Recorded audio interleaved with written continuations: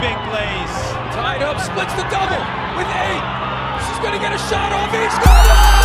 Are you kidding me?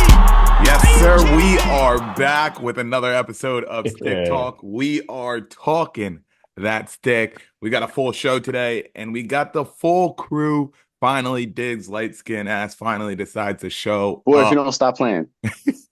Yeah, we got some things to discuss today. And when I say some things, we got a lot to discuss today. Today we're going to chat about Andy Towers and company stepping down. Inside Lacrosse released their college top 50 players. PLL is about to release their top 50 players. US versus Canada Youth Lacrosse. And should we give box lacrosse a chance? This episode is brought to you by absolutely nobody. I was about to say, it would have been news to us. All right, sponsors could be you. But if you want to sponsor us, give us a DM. All right. Facts. I was about to go through the group chat so fast. Right. Yeah, I was like, whoa. So real talk. Like, if you wanna sponsor us, give us a DM on Twitter. Speaking of Twitter, on December 5th, Dan Arestia tweeted that Andy Towers and company were stepping down as the Chaos head coach. And a day later, the PLL confirmed that, set the world on fire. When I say the world, I mean the lacrosse world. Boys, what were your first thoughts about this one? The whole staff? Yeah. The whole everybody? Staff. That was my first thought. Hey, real riders, though, for real. He said, for real riders said, hey, you ain't going to do one of us like that. We all out. We all out. What are y'all talking about? You ain't going to keep one of us. Come on. I got no choice but to respect that. Yeah. That's real. Kind of got to, man. I mean, you gotta expect that with like a guy like Towers, who's just so about his guys. Like, for him to surround himself with those kind of guys and like having made it to all the championships they made it to together, like I can't really say that I would have done anything super different. So, all right, I get it. That loyalty is phenomenal, bro. What a guy. The uproar on Twitter just had me weak. And, I think it was a shock factor that had everybody going. It's like, I'm out here eating dinner on whenever this news was released. And then all of a sudden you hear the face of the Chaos is gone. And not just him, right. Everybody. That's like the last coach I expected to be out. Like, right. He's because his personality is so ingrained into the Chaos culture that it's hard to separate the two. When I think of Andy Towers, you have no choice but to think of the Chaos and just the way that everything happens. I mean, how many sound bites does the Chaos go off of that are just Andy Towers talking? It's like half of it's not even a speech. He's just like on the sideline, just talking. Like, yep, that's a clip. We got that one. Yep, that's a clip. That's all Andy Towers is, man. He's a walking clip. It's like if you posted, like when they post, who do you think of when you see this jersey? Like you show a Chaos jersey, it's like, who do you think of? It's not a player. It's Andy Towers. It's probably, and it's crazy because that's probably the only person, like whenever we do our little, like who's eating the most turkey and whatnot, that's the only person I think of that's not a lacrosse player that ends up in lists. Getting more love than the players, bro. Like look through the comments. Yeah. He transcends that for sure, which is kind of why it caught everybody by surprise. It was like, wait a second, he's out? Like what could have led to that? Yeah. For those who don't know, this is what it said in the article. It said that sources near the team say the decision came after the league sought to replace a member of the coaching staff, and it led ultimately to the entire staff's decision to step down. Now, that's a quote where you're like, wait, who we thinking about had to step down? There's so many questions. It's cryptic. It's cryptic enough for me to be like, what's going on here? Do we want to go into the weeds and are we naming names? I mean, why not? Right? I feel like because it's all just conjecture anyway. Their defense Yeah. is good, so I can't see it being Jamie Hanford, who's their defensive coordinator, who was their defensive coordinator. Then you have AT's the head coach, and then with Matt Panetta, is he their offensive coordinator or because he's the one I'm Is not there? sure who. I'm looking at the roster because they still have it up, and those are the three coaches. And I'm just like, well, just like Scotty said, it's like, what happened that you're like, this person got to go? Right. And like, who was that person? Was it an OC? Was it DC? Was it some assistant or like Yeah, what? Because I mean, like, all it says was like staff, right? So that could be the head coach, that could be an assistant that's not a true. coordinator, that could be a plurality of people. So like we don't really know, and I One thing guess that was, yeah. So one thing I think is interesting is the fact that the chaos socials went dark for 2 months. And then all of a sudden this gets now we all are aware of how things work at PLL and the fact that we see two accounts tweeting at each other and we know for a fact that is It's the same somebody person. 10 feet away from you or it's the same person. right. But it's still I mean that's still kind of interesting how like the accounts go dark and then all of a sudden AT and staff are stepping down. It's like what's going on over there? Your first day Something's of the happening. job. Your first day of the Yeah. job. That's what you got to say, though. Yeah. Like, So crazy. my question with all this is like, where did it come from? Because I mean, we don't really reveal sources on this podcast, but I feel like I have a reliable source that says the players wanted some movement, right? Facts. Yeah. And it's I haven't seen that been said anywhere. So it's almost like how closely is that being kept?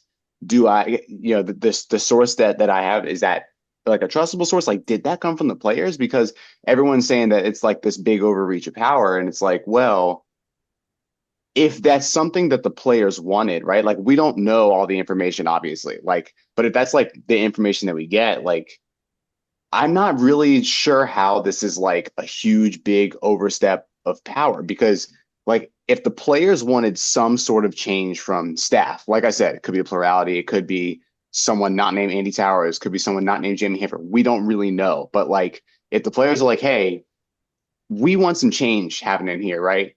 And then that makes it to like league management because there are no like the GM of the team is like the head coach, right? But like financially speaking, that goes to the league. So if I'm Paul Rabel and that comes to me, it's like, okay, well, you want some change. I'm gonna go tell Andy Towers like, hey, players want so and so, whatever to shake up. And then Andy Towers being who he is, like, no, I like my staff. I like my coaches. We're not budget. I feel like that's just natural. Like, okay, well, you can make changes or you can leave, right? Because like in this league, the players, that's your meal ticket. Like you can get new coaches, but like the talent pool with players is a lot shallower. So it's like you can't just piss off a whole team of players being like, no, like your head coach likes it, so we're just gonna stick with it, So it's like I don't really know like the depth of like where that goes to because the way I think of it is like, what if it was like the Miami Dolphins, right? And like the owner of the Dolphins went to Mike McDonald and was like, yo, players want you to switch out your defensive coordinator. And he'd be like, well, I like my guys. Well, that owner's going to be like, okay, well, you're putting me in a bad position. Like, we can't just get a new roster of players. Like, you can't just turn the whole locker room against me. You ain't going to do that to my money. So what you're going to do is you going to get that person out of here or all y'all can go. So it's like when it comes to the money and when it comes to your meal ticket for the league that you're in, for the product that you're serving to people, obviously the Ravens are a scapegoat, right? So like I get that they're getting that heat and there's probably more to the story that makes it so like maybe that is maybe a bit of an overreach from the Ravens. But from what we know is like, is it really that big of a reach? Like if the players wanted something to shake up, what y'all And think? it's not because like I remember, yeah, 'cause it's the same thing where I see like the Ravens be the scapegoat, and it's not like being apologists because I know people gonna be like, well, y'all just sided with the Ravens because you talk about the PLO. It's not that. It happens in No. all the We leagues. are too critical of the PLL on a Case in regular point. basis. Case in point of what I Exactly. said about the NFL. You know exactly how that'll go in the NFL. All y'all can get out. Yeah. It's a business. And the NBA, because everybody's like, well, if Paul's like the commissioner and he can't overstep. All of us are old enough to remember. I remember coming home from basketball practice in high school on ESPN. Chris Paul just got traded to the Lakers. Uh-huh. Oh wait, no, he didn't. Internet goes crazy. Yeah. Internet goes crazy. Yo, you gave the best point guard in the league to Kobe and Paul Gasol. They gonna win a championship. What David Stern do? Did a certain GM in the NBA go?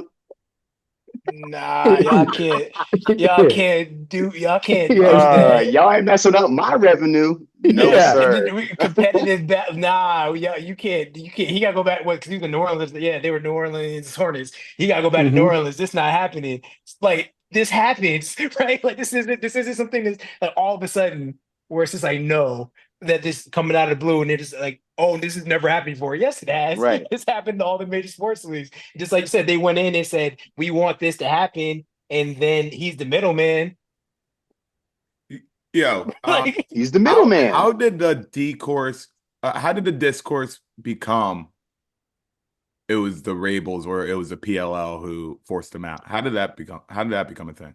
Well, I mean, if we go back to the article, right, that Resi tweeted out, it's like, the league was basically saying, hey, you got to get rid of this person. It's like, well, I mean, if that's where the story starts, of course they're going to blame the Rabels. I'm like, why is the league micromanaging coaching decisions? Why is the league micromanaging rosters or what have you? It's like, but if you learn that the locker room was talking about that, I mean, like, we go back to the tagline of the league, it's for the players, right? I mean, that's exactly why when they announced PLL in 2018, I was like, all in. For the players, actually about the players. Yeah. That's the whole point. That's your meal ticket, bro. Like whatever. And as lacrosse players, all four of us, what happens in the locker room, that's the foundation of whatever happens on the team, period, the end. Whatever they say up in the coach's office, that's their business. What we got going on in the locker room, that's sacred. So it's like, if that's the case, then what are we talking about? I also think I think Rabels being a scapegoat is a major thing, but it's also an interesting dynamic that the PLL is in that I think is super different than any other league out there, is the fact that Paul Rabel was the commissioner and also a player and also the guy who pretty much helped recruit everybody to come and play in the PLL. So unlike any other, like, I don't see someone like it's Mike McDaniels, for example, having a conversation with Roger Goodell.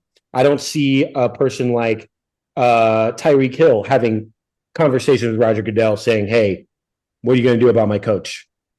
That doesn't happen. Same way I don't see Steve Kerr or Steph Curry having a conversation with Adam Silver saying, what's up with Steve Kerr?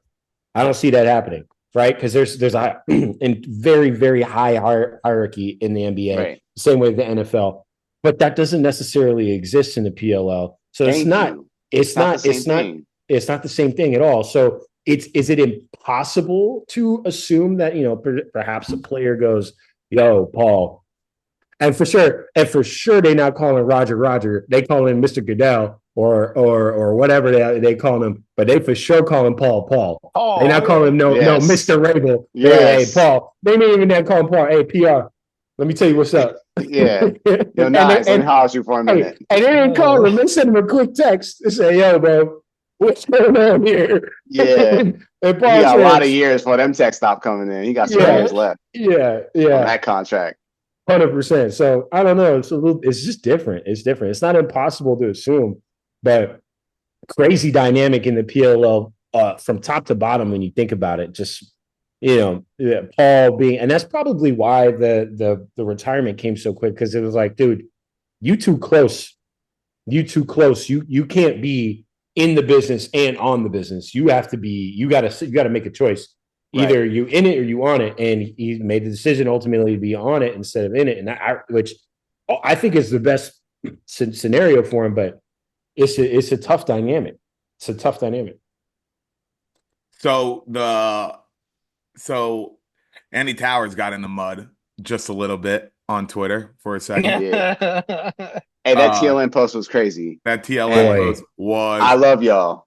I truly love y'all. But that post was out there. That post Facts. was nuts. Definitely not the best look, right? Especially with the caption on the picture being the Chaos have lost more games than any other team in PLL history. Just putting salt in the wound, and even with this being a stat, right? The Chrome and the Outlaws aren't even a team, or like you can't even consider them in this stat. And the Water Dogs have been a team for what? When did they become a team? 2 years after 2020. No, 2020. Okay, 1 year after the fact. It's such a poor stat to look at because those numbers don't give you the story. Right. They went to 3 straight. I feel like that's the stat that's like immediately the least relevant thing you could say about someone like that. It's like, well, they went to 3 straight championships and they won one of them. So going off of that tweet, Andy Towers said some additional notes to consider that this post, quote unquote, forgot. 1 PLL championship, 3 straight championship games, 2 semifinals. The staff got PLL Coach of the Year in 2019. That's crazy. I didn't know that. Despite a losing record under Andy Towers. Hey, that's a team guy right there. He said the staff. He didn't say me. Exactly. I said the staff. All of us. Why do you think all of us left? Not just me. Why do you think all of us left? I respect the hell out of Andy Towers, man. You have no choice to. You have no choice to. That's real. Well, you just know the good thing about what we're talking about right now is when I look at the comments of this, everybody's thinking the same thing about this post. It's just facts. Distasteful. Y'all see the reply that said, ain't that the same dude that don't have his full roster until week 5 because they all playing in the championship in a different league? You talk about that dude? Say something.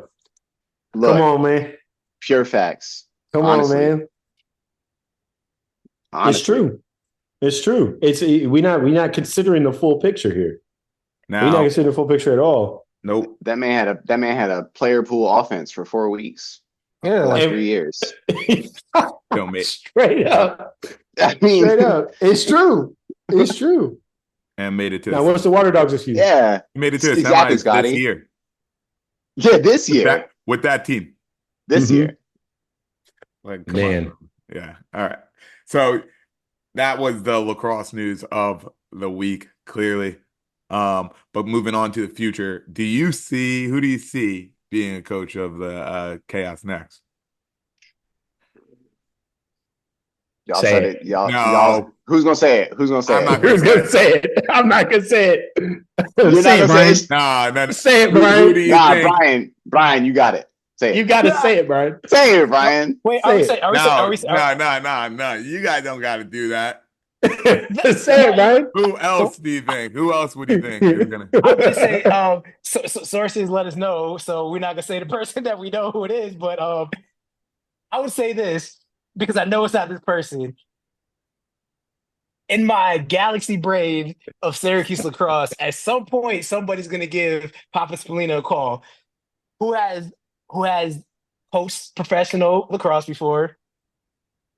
Who is possibly ending near the end of their tenure in college lacrosse? Who can go to the point where maybe they just want to see their children play lacrosse, and then during the summer doesn't want to recruit anymore. Oh, I got one. There's a certain Spallina in Stony Brook, Long Island, that I would give a phone call to. He may not want to, and then they could be terrible, and then they could draft the son first, number 1 next year. And I want them to sign him because Mike, you already know I'll be having stuff saved in the drafts. I have to prepare for that, but I got one. I got an idea. That'd be. I know it's not going to be, but if I'm in that would be the name, and then a certain. Oh, actually, I'm not gonna say the other player for the Atlas, coach for the Atlas, because one of you guys might. I don't want to double dip. Go ahead. I got one. And this is a long game. This is a long game if I'm really thinking about it, all right? Mark Millen.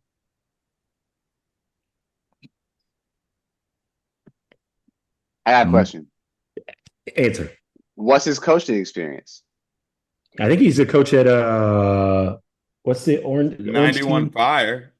91.5, but isn't he the coach at Not McDonough? Yeah.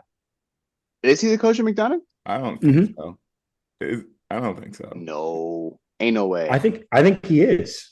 I don't care about Maryland high school lacrosse. I can't answer that question. I don't really care about high school lacrosse at all. Period. I know that makes me an asshole in the lacrosse world, but I just don't. I'm sorry. I can only care so much. I don't have any exactly. I don't have it. I don't have the bandwidth. I don't have any emotional attachment to these people. This club circuit. This is probably a topic for a different day on this podcast. But this club circuit stuff makes my head spin. I don't like it. I don't like where it's going. I don't like what it's become. But I don't want to be the old man yelling at the cloud right now, so I'm gonna drop that. All I'm saying is I'm not hiring a Team 91 coach PLL team. That's not a program. You just okay. Can't pick hold on. Go play against each other. Go play. Hold on. We're not talking about no. We're not talking about his sons and everything. We're not talking about a Team 91 coach. We're talking about Mark Millen here. He's not just a team. You're not talking about. But that's why I started at the top. I said, "What's his coaching experience?" I know he can play. Everybody knows he can play. He's a Hall of Fame player. Okay, coach. All right. That don't mean I want him to coach a pro team. But there's a question: will he be coaching, or is he just managing? Back to the same topic. No. Is he coaching or is he managing? Well, I got to ask a PLL coach, the man, Matt St. Laurent, about is PLL coaching more about playing or is it more about coaching or managing? He was like, you'd be surprised. It's more 50-50 than you think. These grown men, studs want to be coached up also. You think Millen's cut out for it? I think he could do it. I think that he's got, first of all, he's a name. Off the top, he's a name. A respected name at that. A respected name. I think he clearly knows ball, right? Like I think knower. Regardless of the fact that he's coaching club, I don't mean that. To me, that doesn't work against him. I mean, you could get okay. That's not what I was trying to say, but okay. No. I know what you meant, but think about it this way. Think about Deion Sanders. Deion Sanders, Hall of Fame NFL player, was coaching his son's youth team for how long, and then coached his son's high school team for how long, and then now was coaching, college ball. It's not. He got to get that shot from Jackson State, who just won their conference without him.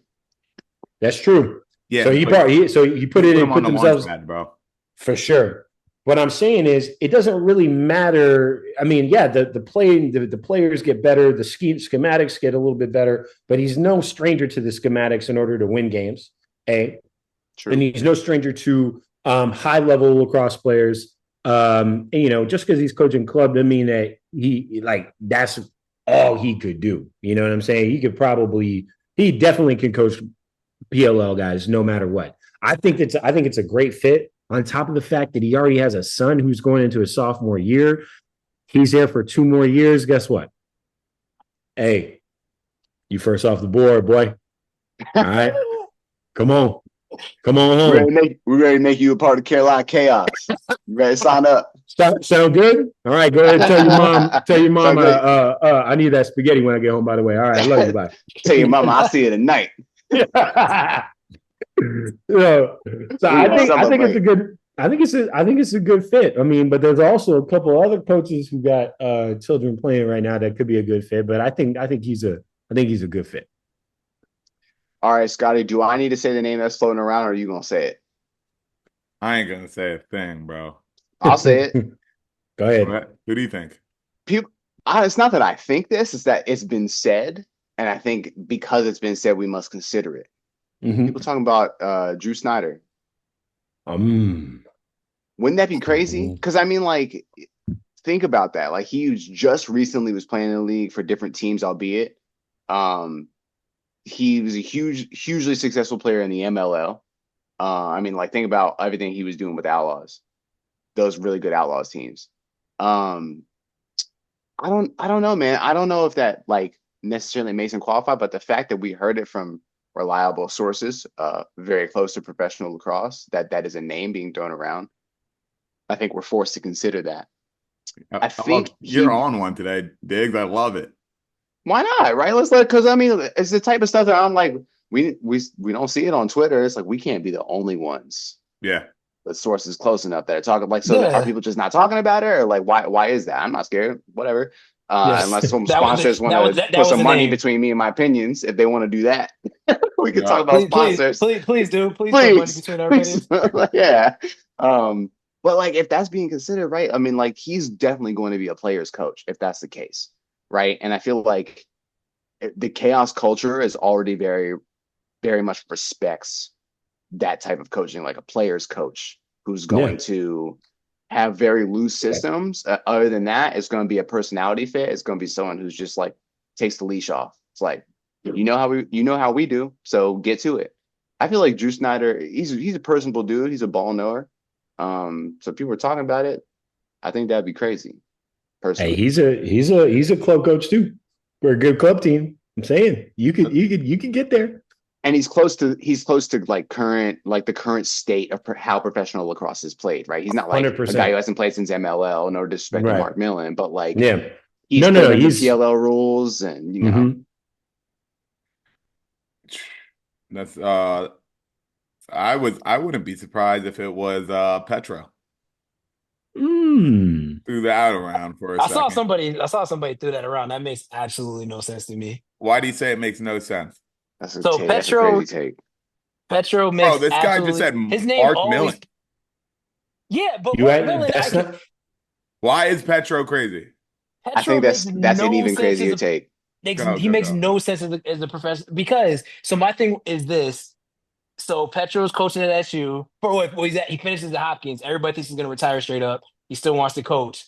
He's got 2 sons at North Carolina. One's a redshirt sophomore, right? Yeah. The one that plays attacks, a redshirt sophomore. The other one, is he a junior now? Mm-hmm.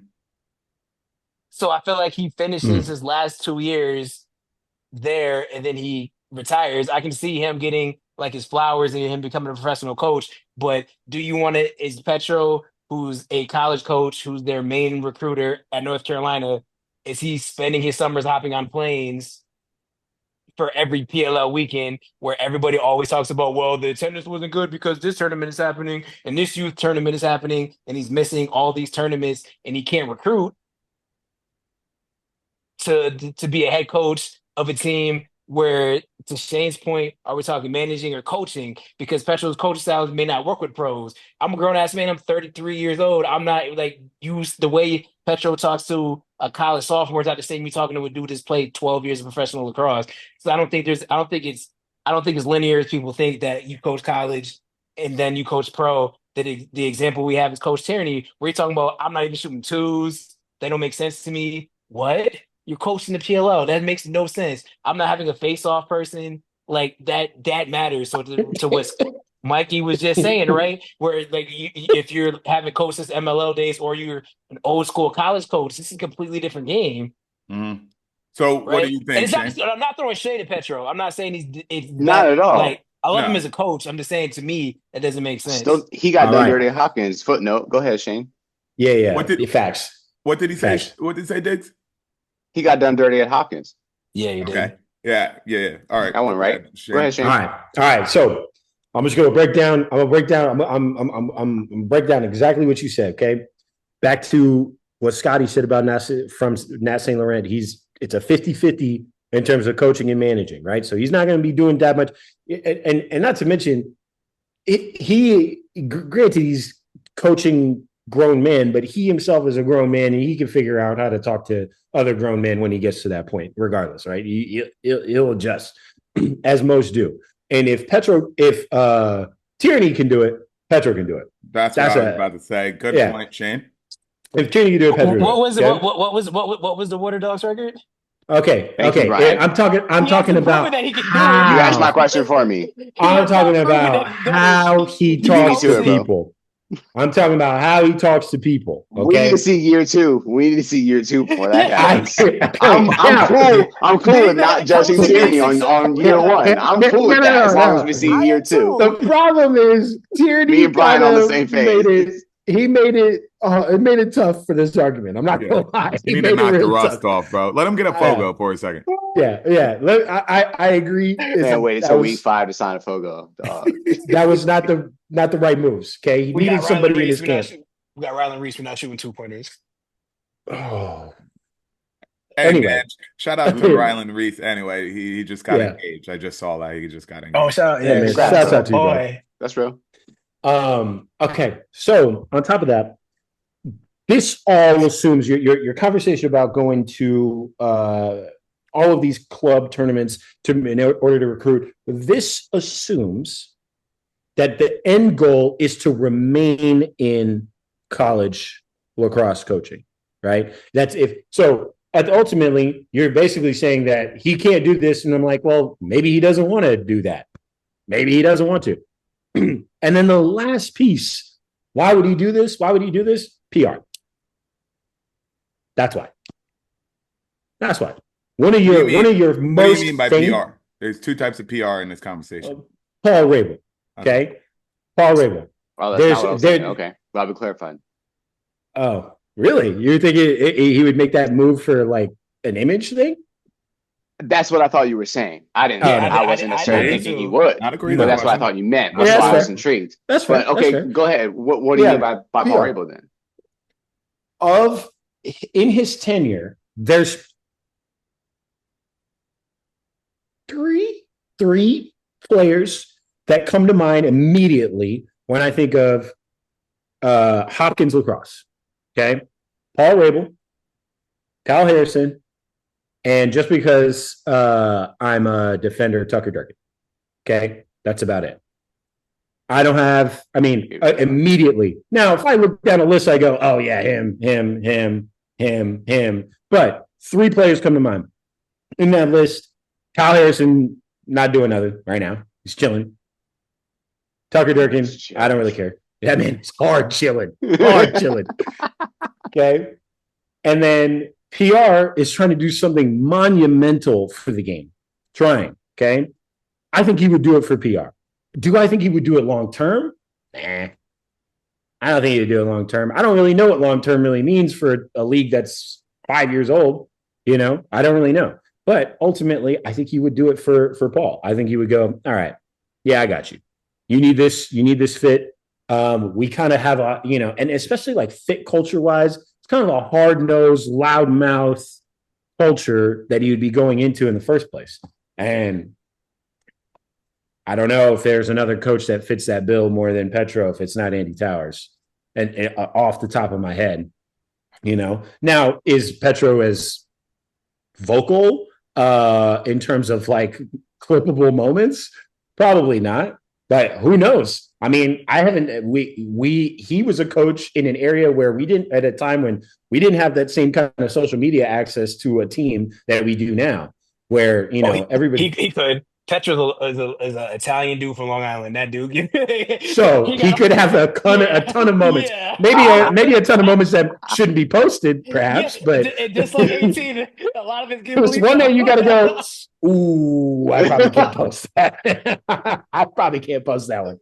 But I think Emily ain't gonna be back. Hey, delete that. Delete that. Yeah, Paul's mind is like, oh, you can't use that. Don't. Yeah, like Petro can't say that. You're right. Yeah. Just post. Hey, you can't do that. All right. No, I think it's going to be super interesting to see what happens after Towers left or Towers leaves. They got to hit a home run though. They do have to hit a home run, and with a personality gone, like the way I received this was almost as surprising as when Connor Farrell got cut. Right? You're like, wait, this guy that you just shoved down our throats is gone now. That one actually made more sense. Yeah, spoiled milk because he was spoiled milk at that point. I never really rocked with him like that as a Fogo, but neither did I, so it wasn't shocking to me. Luke Weirman was like, Connor who? Yeah, bro. Yeah, for real.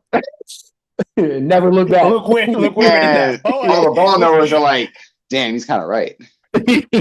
Yeah, but what I'm saying is like the media gives us the content you're right. about this guy, and you start to develop a relationship towards this guy, or you start to feel like you love this guy, and then all of a sudden they're gone, like one of their top personalities gone. Yeah. So that's a tough one, but so that's what we're thinking about the chaos. But let's talk talk about some top 50 college lacrosse. Yo, I think this list is kind of bullshit. You know why I think it's bullshit? Strong start to the segment. Okay. Yeah. Why? Okay. Because there's no Rutgers players on it, and there's 5 players from Syracuse on it. That just means it's an accurate list. I heard Yeah, dinner's ready, so I gotta get up on. who from Rutgers would be on this list? I'm just messing with you. Yeah, I'm just curious if you legit had somebody like this person should be. I'm Nah, messing with you. Okay. I'm just he's gonna being ride for Scotty. my guys, though. All That's right, fair. I got That's you. crazy. It's an finally accurate loyal list, though. with that top 50. Kind of accurate, kind of. There's some.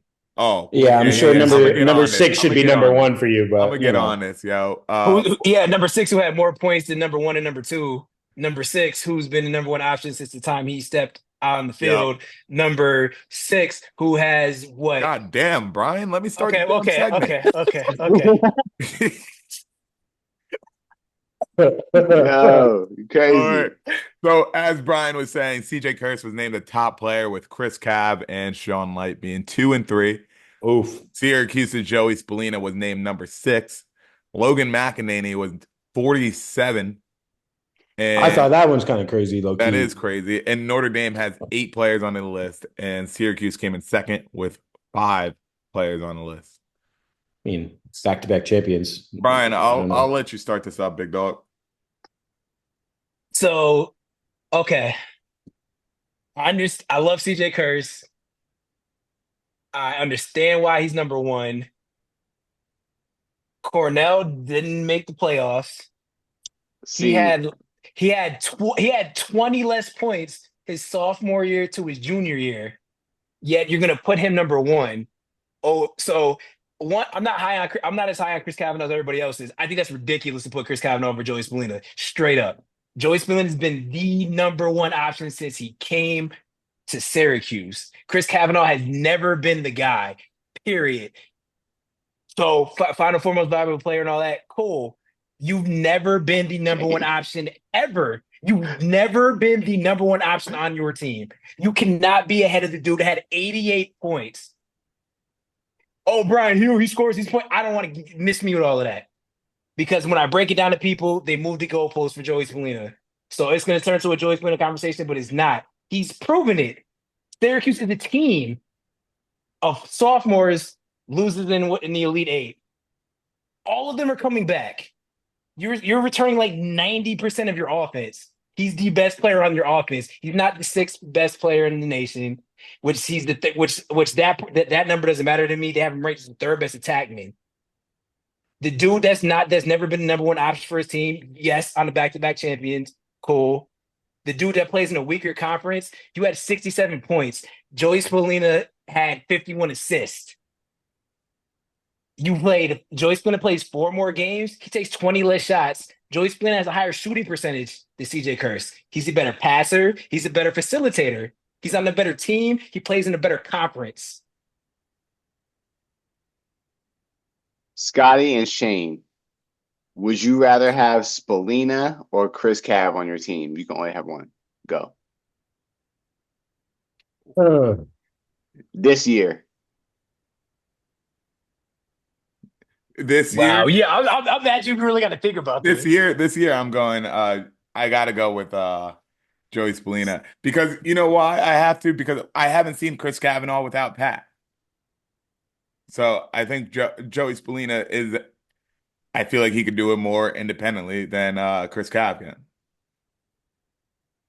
How many goals does Joey Spallina have this year? Last year, 37. He had 37 goals. And most of his points come from assists, right? So it's 30 to 50. 51 dimes, right? Yep. Okay. 37 goals, 51 assists for 88 points. This is really easy for me, so I'm really confused by this list as well. I think the point you made about Chris Kavanaugh not being with Pat, I think that's a great point. It'll be interesting to see. However, on a back-to-back championship team, Chris Kavanaugh is actually the leading goal scorer. And Which is fun, but he's never the leading goal scorer. He's not the number one option though. Peyton Cormier is the leading scorer on Virginia, not the number one option. However, Peyton Cormier is not good at lacrosse. Oh, but don't do that, man. Yo, you are All-time ridiculous, leading, bro. He swear You are the ridiculous. all-time leading scorer. The Quit all-time that. leading scorer. Son, I need to see that on Twitter in the next 12 hours. That better be on at 7 a.m. Eastern time. Oh my god! All he did is score more goals than got anybody problems, in Virginia bro. history. Oh man, that's funny. That's got problems. Okay, Chris Kavanaugh is at 81 points, 44 goals, 37 assists. They statistically are comparable, and they have the exact same, and they're in the exact same conference statistically.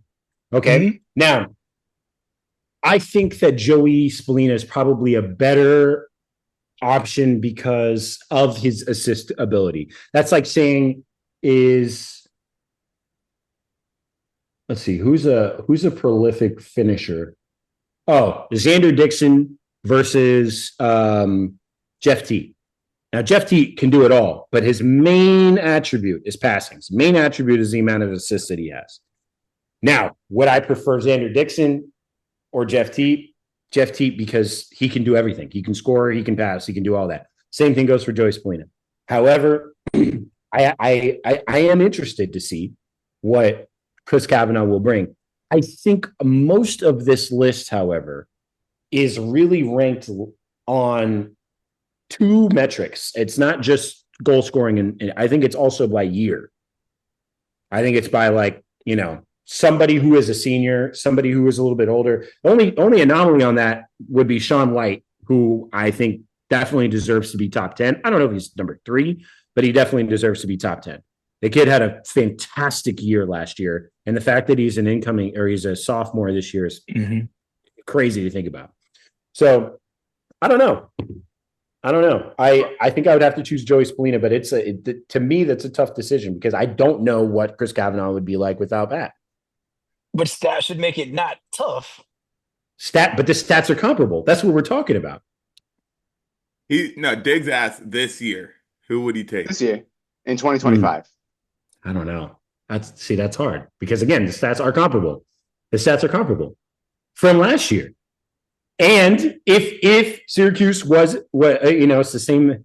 You're not gonna like this one. Where was Syracuse in the Final Four?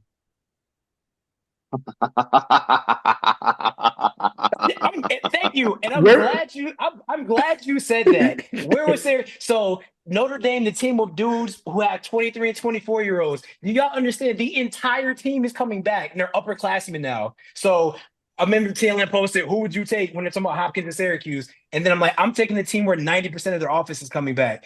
Watch an old game tape. Jake Stevens is gone. The rest of the offense is back.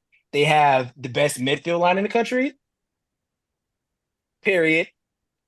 Joey Spallina is the best offensive player in the country. And again, if somebody says CJ Kurtz, it's That's splitting hairs.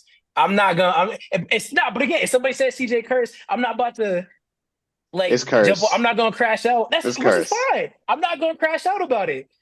I think it's like my hand's not near the camera. It's like this difference, but the difference when you talk about Chris Kavanaugh and Joey Spallina is wild because the grace that he gets having played with his brother for 3 years, we're saying, he's never been the guy. Joey Spallina has been the guy, has always been the center of the offense. Then it's Chris, he's gonna do it now. To the point of Joey Spallina doing it, nah. I do agree that you got to show it first. Yeah, I do agree that given the assumption I think is crazy. I think that's where Chris Kavanaugh is getting the benefit of the doubt. That it's an assumption that he's going to all of a sudden going to become Pat Kavanaugh, and I'm like, but he's not though. But he's not Pat Kavanaugh, and I think the better comp is Pat Kavanaugh and Joey Spallina. I think that's a way better comparison, personally, for just as a that boy nice watcher, right? Not an analytics watcher. I don't think 4, 5, or 6 points on a season totals where the points really tells the whole story.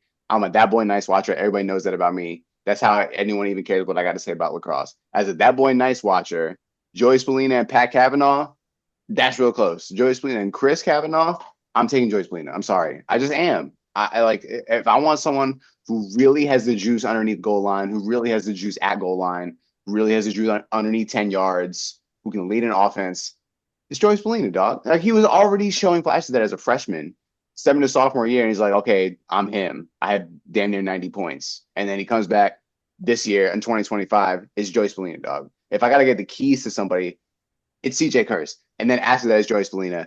But and it's fine. I'm cool with that. I also want to talk about something else on this list because one of my favorite players in all of college lacrosse is way too low in this list. I don't know where I'd put him, but I'm looking at this list and I see all the names in front of him. I'm like, I don't know. Why is Owen Duffy number 25? Why is he so low? Why is he under? Okay, Jay Taylor, great player. Why is he under Jay Taylor? I don't really understand that, but like I get the media narrative of why that's the case. I was gonna Faisal Abdul from Army. Okay. Okay. He's under McAdory. I think he's better than Andrew McAdory. We gotta talk about Andrew McAdory. Honestly. We gotta talk about him. I think Owen Duffy's better player than Andrew McAdory. I agree with that. He's 17 spots under McAdory. Why is that? I don't understand that. But what happened to UNC last year? That's what. Horrible year. Who cares? Horrible year. Who cares? But I mean, to some extent, it has to matter at least a little bit. They'd have 4 less losses if it wasn't for Owen Duffy. He was averaging like 5 points a game as a freshman. Like I agree, on a bad that's team. Also I agree, but that's why he's on the list in the first place. I agree, but if we look at the he's full top 10. picture, he's top 10. You think Owen Duffy's top 10? I wouldn't say he's top 10. I think he's top 10. I'm not going top 10. I can name a lot of players on this list that he's better than. Jake Taylor is good for one thing. I take him over Evan Plunkett, and he's very good. Evan Plunkett is very good. I take Owen Duffy over Evan Plunkett. Evan Plunkett. Yes. Evan Plunkett is pretty good though. Evan Plunkett's nice. He's ranked number. That's okay. I'm gonna chill. Sips water. I mean, Mikey Weishaupt being number 9. Number 5. Who's number 9? Oh yeah, yeah. Ben Ramsey, I don't see it. I'm sorry, I don't see it. No.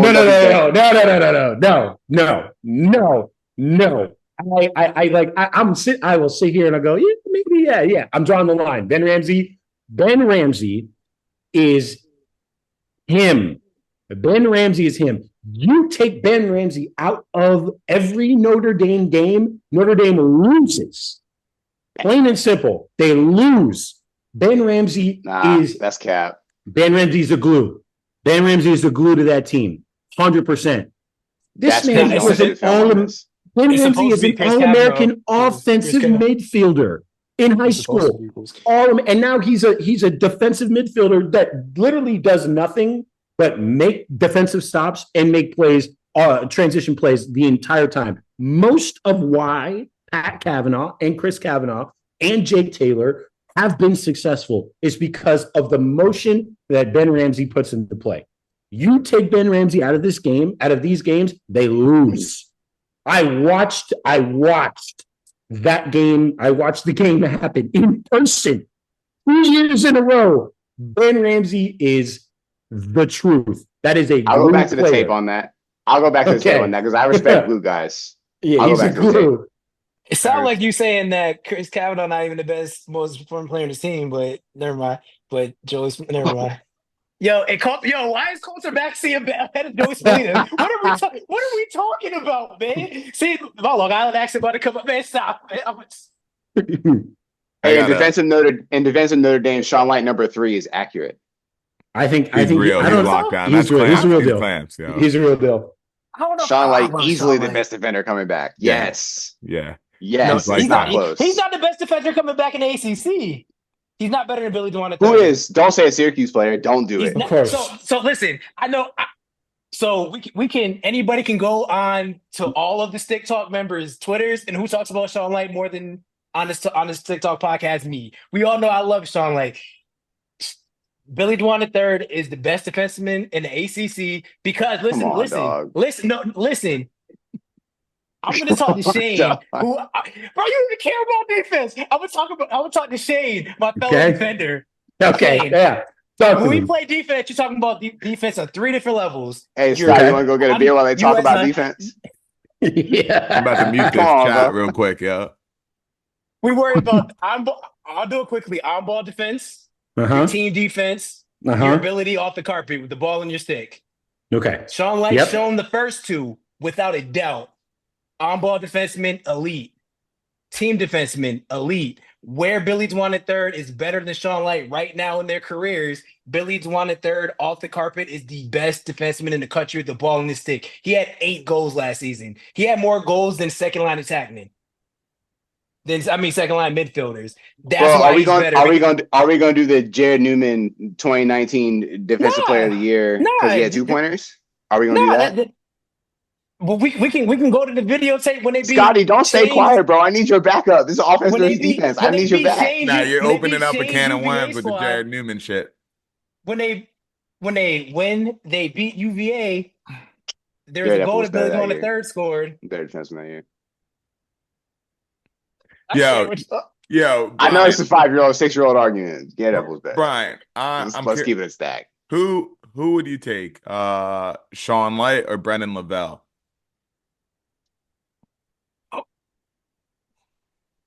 Uh, I know they're both your guys, but Brendan Lavelle being 10 had me shook a little bit too. you think he's too high or too low? He locked up Brendan last year. Yeah.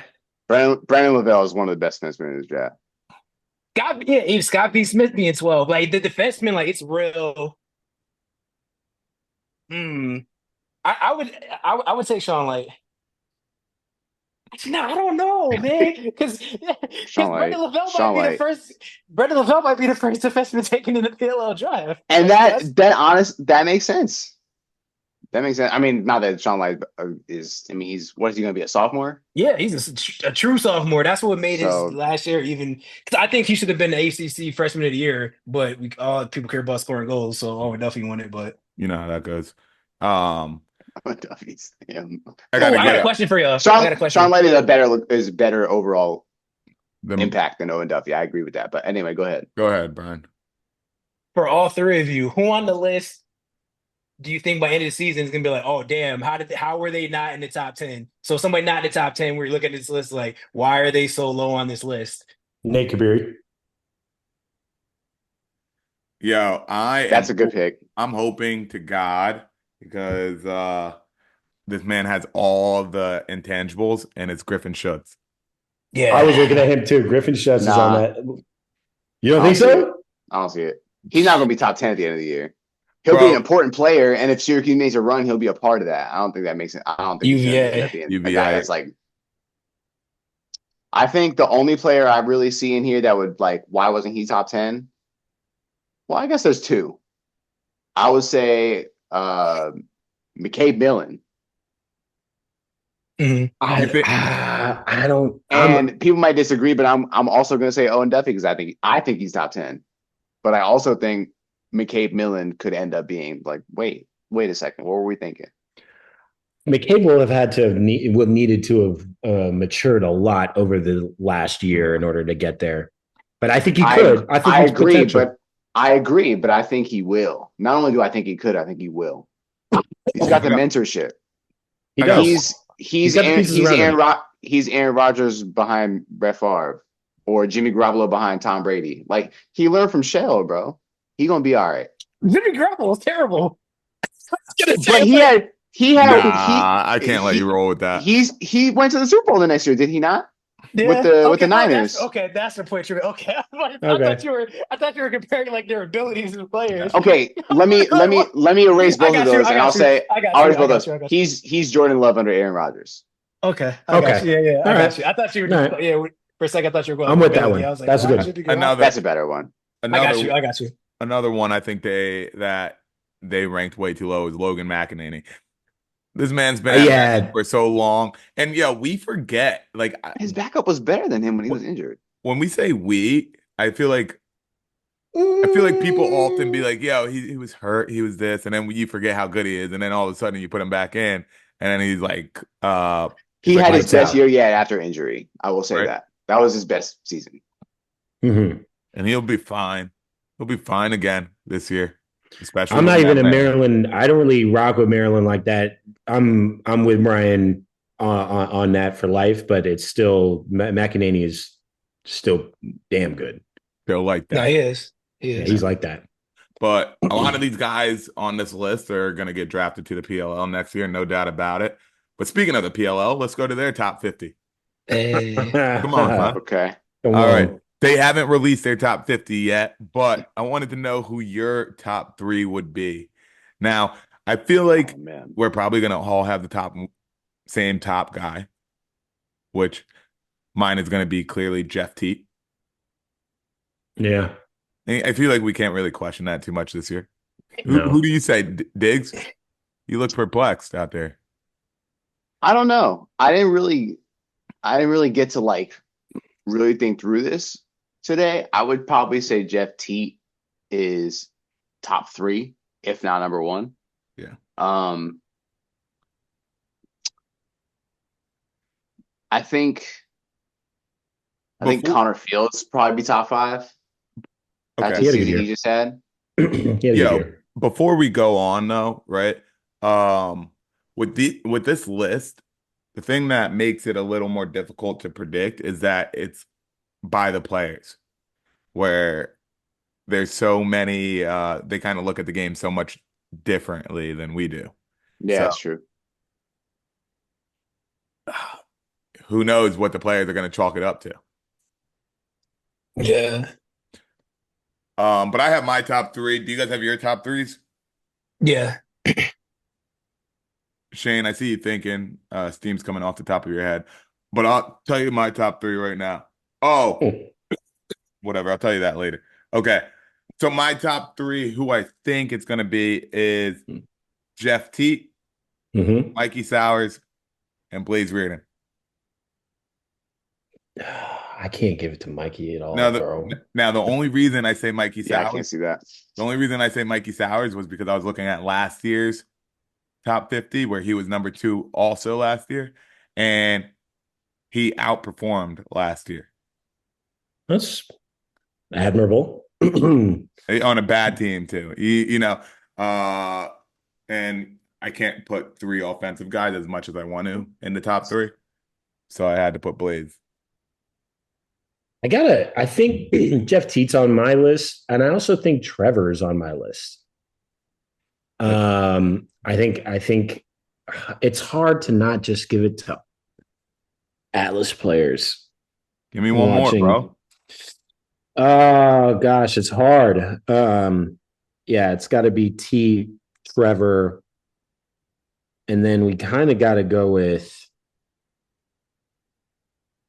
Oh man, that's tough. I mean, I want to give it to Bo because I like Bo, but he's not. He didn't have a great full season. I don't think anyone's going to put him top 3. No, I think it's. Gosh, it's tough, man. I come back to me. I gotta think. I got 3. I got 3 candidates that I'll throw out there. All right, go, Mike. I'm gonna go in any order of 3 that you really want. No. Oh, I gotta do it. 1, 2, and 3. Okay, I'm gonna go number 1, Blaze Reardon. Number 2, Jeff Teat. Number 3, Graham Hossick. Yeah, that's a good pull for D. That is a good pull. That's a good pull. Graham's a problem, bro. He is certified problem. Yeah. Yo, I heard this weekend, Brian, you watch box, right? Yeah. Graham plays with those like flat shoes on that are toe like shoes. Yo, what I keep trying to tell y'all, man. No. That dude is called Cyborg for a reason. No. He Swear. wears his shoes No. with toes in it. No. Yes, Swear to bro. God. No. If you just go to his Instagram, bro. No. His Instagram is No. full with his pictures You're of him lying doing to that. me. You're lying. You're lying. You must not have been on the episode where I talked. Yes, he wears his shoes with his toes in them. Yeah. No, Scotty called me light skinned because I've been away for so long. That's how long I've been away. Cyborg, bro, like Graham is different, bro. Like, nah, hold on. Once I heard that, I was like, yeah, he's different, bro. Graham Hossick plays in the NLL with toe shoes. Yes. The body glove, Jones? Yes. Nah, son. I'm telling you, man, Graham Hossack is straight black Air Force Ones, bro. Like he Yes, is. he is. Like that's him. Like he's been doing it for the last like few years. Like it's not even. It wasn't like an anomaly. Like I forgot my shoes. Like I played. Like I remember. Not like I remember like a summer ago. I forgot my shoes and I was like playing a full lacrosse game in my Ultra Boost because I just forgot my cleats. Like. Hey, hold on, G. Yeah. Yo, that man playing in water shoes. That's He crazy. said water shoes, bro. They might as well be water shoes. That's crazy, Yeah, this is son. crazy. Yeah. All right. What a freak. That's All right. crazy. Brian, Toe taps with Mr. Scuba Shoes is the caption of this post, not by Graham Hossack. Brian, who you got being your top three? Okay, the top three that I think is gonna be, one is Jeff Teat. I think it could be two could be Asher, and three would be Zach Carrier. If there's a goalie in it, I think it would be Brett Dobson. Because I think it'd be high because I think it's not Blaze hate. I think if it's players voting on it, he'll get a boost because he's back-to-back championship MVP. And I think that'll make a difference with them voting. Good picks. Good picks. Look at Shane loading. Yeah, I was gonna say I was thinking it was either for that third one. I was thinking either Asher or Marcus. Marcus had a great year this year, but I think Asher was just a little bit more dominant. So I think I have to go with Asher as well. Yeah, Asher's that third pick. So say your top Jeff three, T. Shane. Say it all together. Jeff T, Trevor Baptiste, Asher Nolte. I wanted to include Trevor in it, but I just feel like face-off is losing its value in the PLL now. Yeah, I think that's the reason too. Yeah, yeah. You sound like you coach for the Water Dog. You said them old school coaches is it though, bro. Yeah.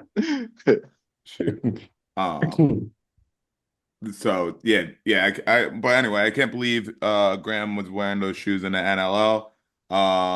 But in the NLL right now, apparently Americans are taking over in the NLL. Do I know anything about box? Absolutely not.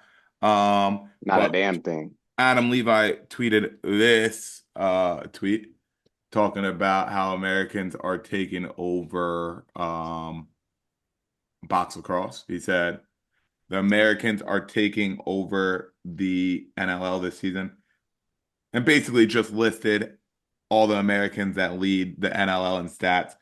So in points, it was Connor Kelly, goals, Jack Hanna, loose ball getter, Joe Nardella, face off, Joe Nardella, Connor Fields with 10 points and 20 loose balls. And the second best is in loose ball getter is Connor Curse. Is USA box lacrosse here finally? Yeah, bro. Is it? Is it, Diggs? Yes. It's been here. Yeah. Almost like when everybody talks about how like they do like that pick me thing where it's like, oh, you got to play box lacrosse to be a better lacrosse player. The same way Canadians don't care about field, Americans don't care about box. When Americans start playing box, oh, it's lacrosse. We're also good at that too. Like Americans will mess around and switch hands in a box game and score on you, and Canadians' heads explode. Remember when Tom Schreiber went down the alley and hit one left-handed, and the entire country of Canada just imploded like a Coke can over a fire? It's and it's 3 years in a row. I guarantee you, the next 3 years in a row, the number one NLL pick is going to be an American. 3 years. Do you have names in mind? Brendan O'Neill this year. This year, upcoming is probably going to be CJ Kurz. And then the following year, without a doubt, is going to be Joey Spallino. But the Americans in box, BO doesn't even play. I don't even think he played box ever. It's just he's really good at lacrosse. Come on, man. And he was handling. Who's cooking? I was at the game where he scored his first goal because it was against the Seals, and I saw the goal from a mile away. It was like watching him play field. He was at the goalie's top left. He hit that little hit. I was like, here it comes. Hitch and go. Stick all the way back here. High to low near corner. I wonder if goalies still fear it the same way in box because you have so much because you like if I was a box guy, it's like, man, I'm tired of this. I thought I was safe. I'm just so I didn't think he should say in here. In here? Yeah. It's the same shot. I seen him shoot the other day. And in other tweets, this one by Brian Kelly was a good one. Got everybody. He's been spitting lately. Right, this one. He has been spitting them. He has been spitting lately. Am I showing you the right one? I don't know if I'm showing you the right one. Hold on, let me show you the right one. I think that is the right. Yeah, I think that's the right one. Was I? It's one of them. Whoopsies. Let me pull it up. But yeah, this was a good question because Diggs, for a second you harped on it about club lacrosse a little bit earlier. Damn, dude. That's the same one. Is it the same one? Is this the one that started it all? I think that is the yeah. I think that's the OG one, and then the other one is a quote tweet from that one. Yeah, hold on. This shit's hard. He got on his soapbox lately, and he was just like, "I'm gonna let these tweets fly. I don't really care who like it or not. It's all real. Need that. It's truth." Is that it? That's the original. For the third time. That's the original. That's the original one. That's not it. It's the same tweet. That's the third time you've shown this tweet. Bro. Do you need glasses, bro? Insanity. 48, man. Yo. If I mess this up again, bro, we're hanging up this call. I'm logging off. Wait. Let me. Scotty heart rate through the roof right now. I'm like, yo, I got so many damn tabs open. I'm getting you readers for Christmas, man. I might need them. I'm getting you the Ray J. Yeah, I'm getting you the. No way. We got it. We did it. This is it, bro. This is the first tweet. We keep telling you that's the original tweet. It's the same tweet you've been putting up there. That's the fourth time. You guys made me feel like I was wrong 3 times. I told you no. This is the first. This is the one that started all. You're like, is it? I don't know. This is the first tweet that I wanted to show. All I said was it's the same tweet. I didn't know if it was the first or the second one. I said it's the same one. All right. Miscommunication. All right. See, I thought I was insane for a second. All right, let me read this tweet anyway. Yeah. Well, here we go. Brian Kelly at Brian Kelly 19. Canada has a fraction of the lacrosse participation compared to the USA, and they spend a fraction of the cost in programming. In spite of the much smaller player pool, Canada has won multiple field lacrosse world championships recently, and they have produced many of the most skilled goal scorers ever. They also produced the best field defenseman of all time and a recent PLL defenseman of the year. They generate field lacrosse greatness per capita at a rate that puts the U.S. to shame. Do you think their youth development model is centered around playing in 10 to 20 field lacrosse tournaments per year? Ooh, if I had a lighter. Fire. He's spitting. Yeah, he's talking about 2 different things, though. Yeah, but the line that triggered a lot of people was they generate field lacrosse greatness per capita at a rate that puts U.S. to shame. It's true. Yeah, and you know, I'm big in the club circuit too. This is a big conversation in the club circuit right now is how many tournaments should people be putting their kids in per summer, right? I think people mistake quantity for quality in club lacrosse all the time. Like, why the hell are you playing at 14 different tournaments in the summer? I don't get it. It's I mean, he had another tweet today talking about youth lacrosse, and I definitely want to touch on that later, but very little field lacrosse. Yeah. There you go. That's the second one. Yeah. Yep. You want me to read this one for you, Shane? Sure. Is this the one you're talking about? No, he had one. He dropped one earlier today. and it was about the inverse relationship in youth sports between focusing on winning and developing players. And I think that's a major one that I got beef with personally. But I think that I think his whole scheme, or like what he's talking about, is so on point, in the sense that there's so much of a focus in youth lacrosse programming, club lacrosse, rec league, even at the rec league level, where like the cost to play is like a couple $100 maybe, where the focus is solely on winning. Solely.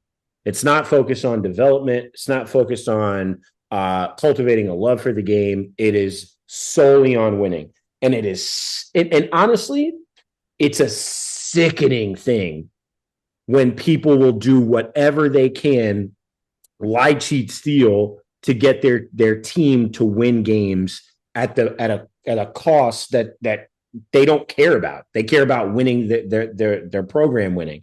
And it's also kind of insidious because the parents don't necessarily want to play for a team or pay for a team, because everybody's charging like an insane amount of money as well. They don't want to pay for a team that's going to lose. And they're not necessarily concerned with the fact that there needs to be a development aspect. And I think that the point of what he's trying to say is that Canada develops good players, and they don't spend all of this money to try and make them good players. You don't have kids going to private lessons. You don't have kids doing, all these tournaments a year to become better lacrosse players. But Canada is producing better lacrosse players without all of that. So he's basically like, you have the model. You have the model to the north, and they're doing well, and they're doing better than us statistically and it's been that way for years. Why are we still doing this 10 to 12 or 10 to 20 tournaments a year that starts basically as soon as your high school season starts, all the way up until your high school season ends, all the way up until your high school season starts? And you are exactly right. It's all about the money. It's all about the money. But the sickening part, and the reason why I really resonated with this tweet that he had earlier today, he said there's an inverse relationship in youth sports between focusing on winning and developing players. You cannot do both optimally at the same time. The more you prioritize winning, the less resources you have to dedicate towards development. The adult desire to win puts a focus on structure and schemes, wasting valuable and already limited practice time that could be better spent in dynamic skill building environments. It breeds early positional specialization, which limits well-rounded development opportunities for all kids, and forces young kids into a performance mindset that inhibits creativity and risk-taking. Long-term growth is sacrificed for short-term results. Remember, selection bias is what creates the illusion that players on youth elite teams are developing at a faster rate than they otherwise would be in an environment that prioritizes development. Yeah. And I could not agree more. He's been banger tweet. He's absolutely banger tweet. Banger, because, dude, I mean, I can't tell you how many times I'm, very involved in the coaching space. I can't tell you how many times I show up to a game in a rec league game. So I'm talking about kids just in the zip code, right? We're not talking about the top of the top. We're talking about kids that just, they hear, and we say, all right, yeah, we're going to teach you how to play lacrosse. Folks in another zip code that got a little bit more folks, right? So obviously you put people A team, B team, C team, right? Just simplistically. One team's got their one team, so they call it an A team or a B team, whatever. In order for, and then all of a sudden this team, which should otherwise be, somewhat similar in scale, maybe, one team's going to win and one team's going to lose no matter what.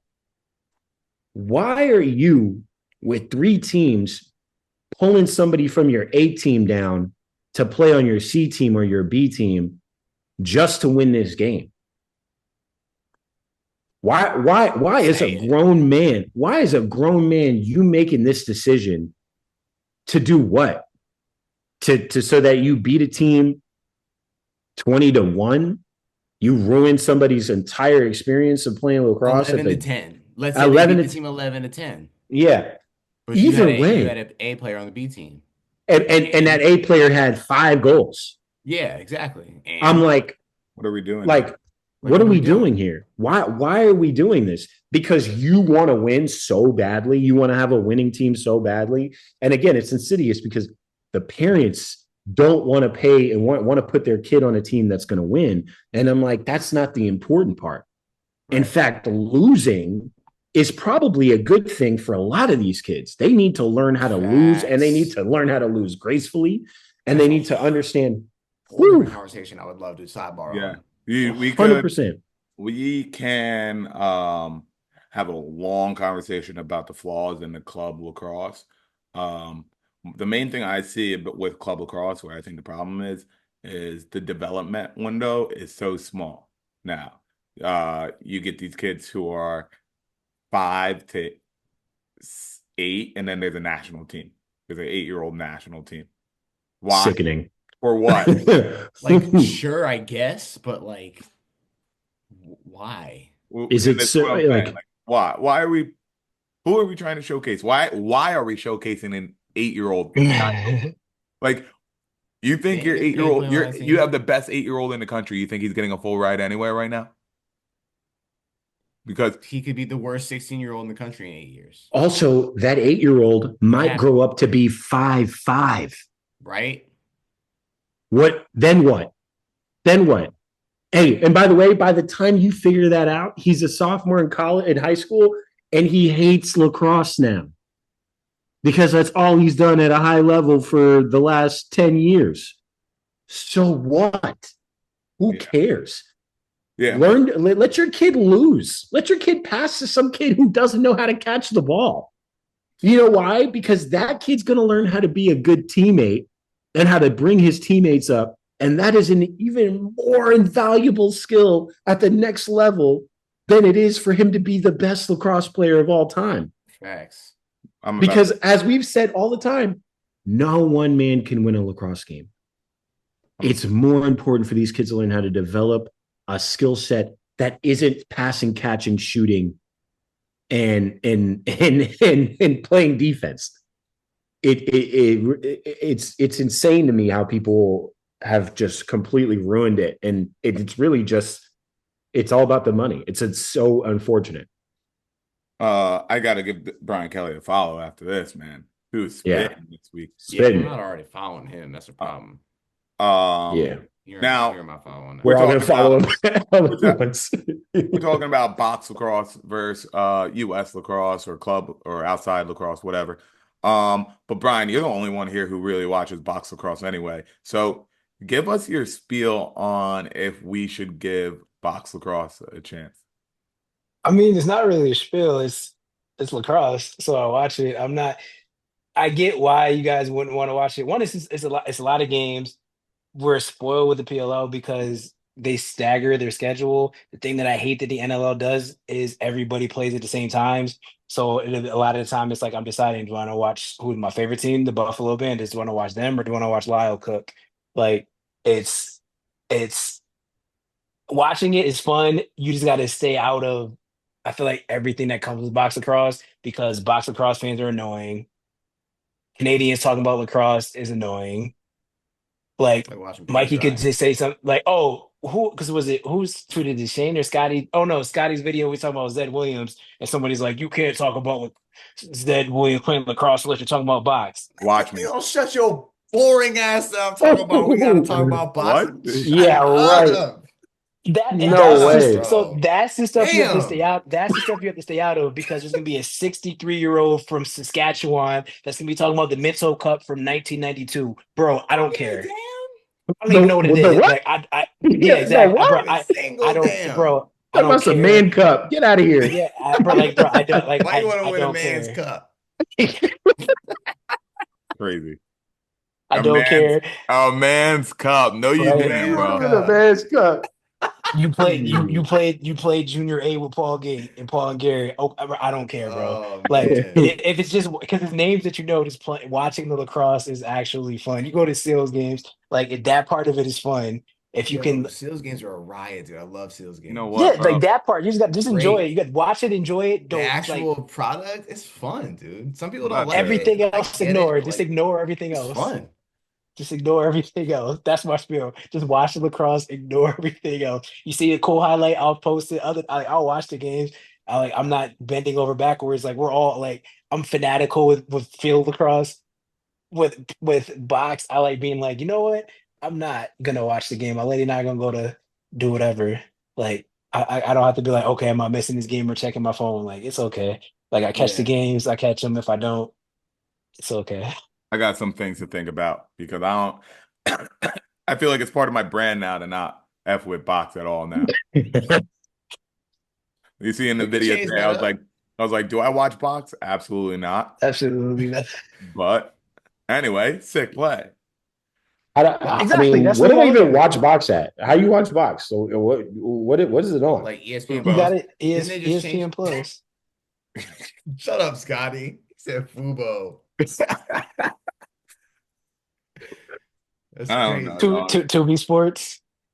Listen, Doobie, I'll Doobie. give my take on box real quick. 30-second take. Box is fun. Box lacrosse fans are not. Facts. And for Boring me, as hell. being the age I'm at, the way I like to interact with lacrosse, I like to interact with lacrosse on social media. I like to tweet about it. I like occasionally to post videos about it. If it's not fun for me as a fan to consume it with the other fans that are talking about it, it becomes a lot less fun. The Facts. on the field product is great.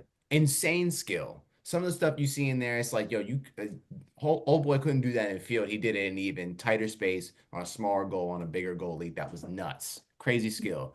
And then people be tweeting like, whatever, just something just shockingly boring about it. Yeah. We're not tweeting about it at all. Like Brian said, it's very pick me. Like, oh, you guys never talk about us. Like, you don't talk about yourselves. Like y'all barely even talk about yourselves. You want us to talk about you. Like you talk about you. Maybe you should try that.